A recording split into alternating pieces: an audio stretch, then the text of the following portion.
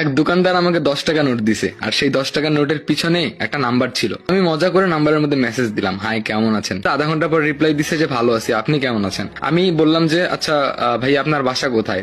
তখন বললো যে ভাইয়া কাকে বলতেছেন, আমি একজন মেয়ে। তারপরে আমাকে বললো আপনি কে, মেয়ে নাকি ছেলে। আমি একটু ভেবে চিন্তে উত্তর দিলাম যে না আমি একজন মেয়ে। তখন বললো যে আচ্ছা আপু আপনার নাম কি। আমি বললাম যে আমার নাম তানিশা, আপনার নাম কি। তখন বললো যে আমার নাম রূপা। আমি বললাম যে ও আচ্ছা ভালো তো। তখন বললাম যে আচ্ছা আপনার বাসা কোথায়। সঙ্গে সঙ্গে বললো আমার বাসা রংপুরে। রংপুর, রংপুর কোথায় আপু। বললো যে আমার বাসা হচ্ছে রংপুর শাপলা চত্বরে।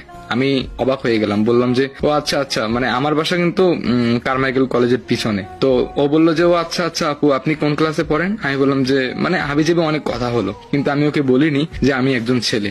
তো একদিন কি হলো, ও আমাকে কল দিল, আমি কলটা রিসিভ করি নাই। আমি কি বলবো, ভয় পাচ্ছিলাম আসলে। আমি যে একজন ছেলে এটা তো ও জানে না। যাই হোক, আমি একবার ওকে ফোন দিলাম, ফোনটা রিসিভ করলো। তখন ও অনেকবার হ্যালো হ্যালো বললো, আমি কোনো কিছু বলিনি। তারপরে বললাম যে হ্যালো কেমন আছেন। তো ও একটু অবাক হয়ে গেল, বললো যে আপনি ছেলে। আমি বললাম যে আসলে আমি 10 টাকা নোটের মধ্যে আপনার নাম্বারটা পেয়েছিলাম, তাই আর কি মানে মজা করে এসএমএস দিছি। আর আপনি যদি কথা না বলেন ছেলে ভেবে, তাই আর কি বলছি যে আমি একজন মেয়ে।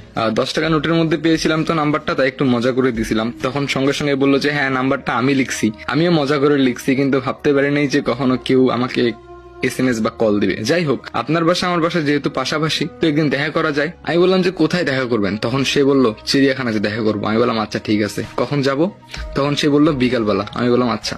তারপরে চিড়িয়াখানাতে গিয়ে আমি ওয়েট করা শুরু করলাম। কিছুক্ষণ পরে আমার ফোনের মধ্যে কল দিল, আমি ফোনটা রিসিভ করলাম। তো সে কোনো কথা